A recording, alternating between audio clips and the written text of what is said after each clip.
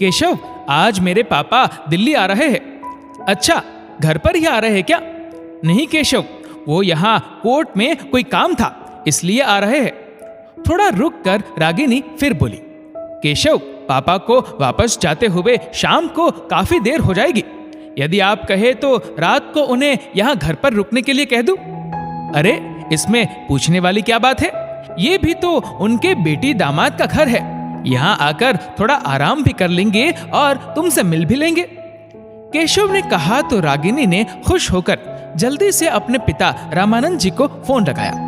पापा, काम होने के बाद आप यहाँ आ जाइएगा। आपसे मिलने का भी बहुत मन कर रहा है। लेकिन रागिनी बेटा, मुझे शाम हो जाएगी। हाँ पापा, तो आप रात को यही सो जाना और सुबह बस से चले जाना। नहीं बेटा, बेटी के घर रात को रुकना अच्छा नहीं लगता। उनकी ये बात सुनकर केशव ने रागिनी से फोन ले लिया और बोला, क्यों पापा, क्या मैं आपका बेटा नहीं हूं?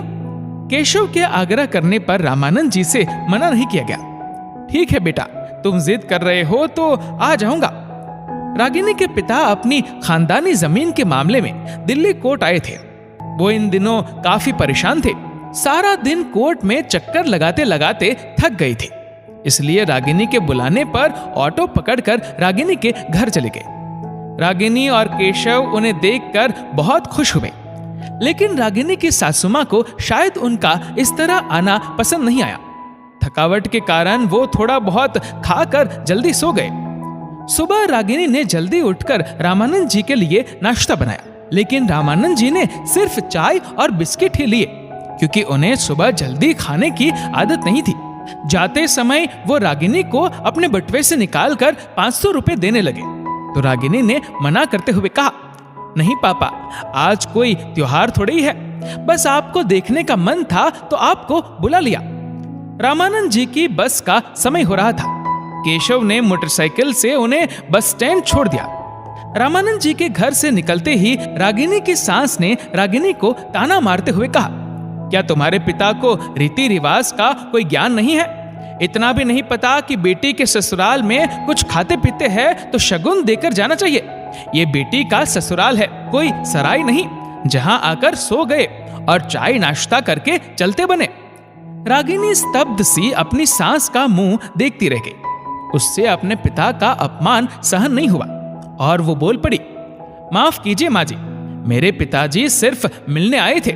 रही लेने देने की बात, तो अभी 1 महीना पहले ही वो सावन का शगुन देकर गए थे। और हाँ, मैं भूल गई थी कि बेटी का ससुराल सराय नहीं 5 स्टार होटल होता है, जहां चाय नाश्ता करने के लिए भी 500 रुपए देने पड़ते हैं। इतनी देर में केशव अपने ससुर जी को छोड़कर वापस आ गया था। उसने सारी बातें सुन ली। उसने दोनों को चुप कराते हुए कहा, अब मुझे समझ में आया कि पापा जी यहाँ आने से आनाकानी क्यों कर रहे थे। ये घर ना तो कोई सराय है और ना ही कोई होटल। ये उनके बेटी दामाद का घर है, जहां वो जब मर्जी आ सकते हैं। जिस बेटी को उन्होंने इतने सालों तक खिलाया है, क्या उस बेटी के घर वो एक वक्त कुछ खा नहीं सकते? केशव की बात का उसकी माँ के पास कोई जवाब नहीं था। आज के जमाने में जब सभी बेटा और बेटी के समान होने की दुहाई देते हैं, वहां जब ये खोखले रीति रिवाजों की बात आती है, तो फिर बेटी और बेटों में फर्क क्यों किया जाता है? दोस्तों, इस वीडियो को लेकर आपकी क्या राय है, नीचे कमेंट करके जरूर बताएगा। और अगर आपको वीडियो अच्छा लगा हो तो इस वीडियो को लाइक करेगा, शेयर करेगा ज्यादा से ज्यादा लोगों तक। और ऐसे ही और भी इंस्पिरेशनल वीडियोस के लिए सब्सक्राइब करें हमारे यूट्यूब चैनल को और फेसबुक पर फॉलो करें हमारे पेज को। धन्यवाद।